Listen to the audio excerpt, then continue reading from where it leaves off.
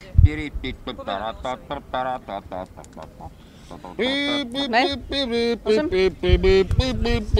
a čo sa týka Vianoc, teda ako vyzerajú Vianoce u vás doma, alebo spomínate si nejaké najkrajšie Vianoce ako deti?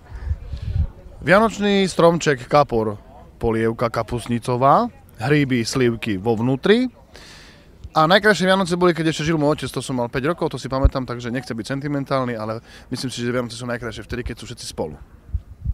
Ja som kedysi nemala rada Vianoce, ale čím som staršia a mám svoju vlastnú rodinu, myslím tým takú tú úplne moju najbližšiu a tak sme všetci stále viac a viacej spolu a je to tuším krajšie a krajšie.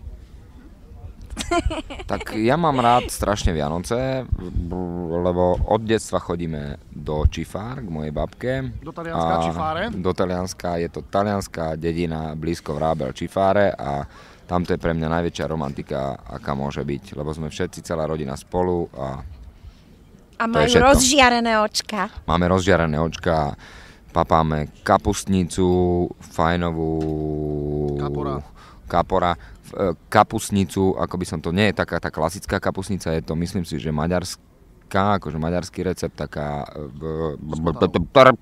smotanová. A ako je to s kaprom? Pláva vám ešte nejaký vo vani, kto ho zabíja? Nejaký čas nám jeden ujo ukázal, že sa dá kapor zabiť aj s Coca-Colovou fľašou sklenenou, sme to videli na vlastné oči, odtedy som videl, že to je komerčný ťah a zvolili sme namiesto tejto vraždy verziu rybie file. Od Michaela Jacksona pieseň File, file. Pozrite sa na tie dve krásne letiace lietadlá. Toto stojí za pohľad kamery. Ako 2 kapre. A koľko ich je? 3? Čo? To bude nejaká reklamná akcia. No, a čo tie Vianoce? My nemávame kapra, my mávame morskú rybu. Lebo môj muž hovorí, že kapor, že to vy jete kapra, takú rybu z bahna, že to je fuj. Dokonca tak až. A ty zabíjaš kapra? A u nás, práve že u nás ja zabíjam kapra. A bolo to ešte v určitom čase, to bolo, že otec ho zabíjal, ale to boli masakre po kúpeľni. Ale teraz ja som najväčší zabíjak kapra. Najhoršia moja príhoda s kaprom bola, keď som išiel kamarátke zabíjať kapra a jej deti mu dali meno. Tak som povedal, že už im nikdy neprídem zabíjať kapra. Marici Šiškovej, Marica, nedávajte meno kaprovi, lebo ja ho už naozaj nikdy neprídem zabíjať. A to kde sa bude toto vražedné video vysielať, lebo to je krvá. Na Facebooku Orange Slovensko. A teraz si mi pripomenul vianočný stromček. Máte živé vianočné stromčeky? Kto ich zdobí u vás doma?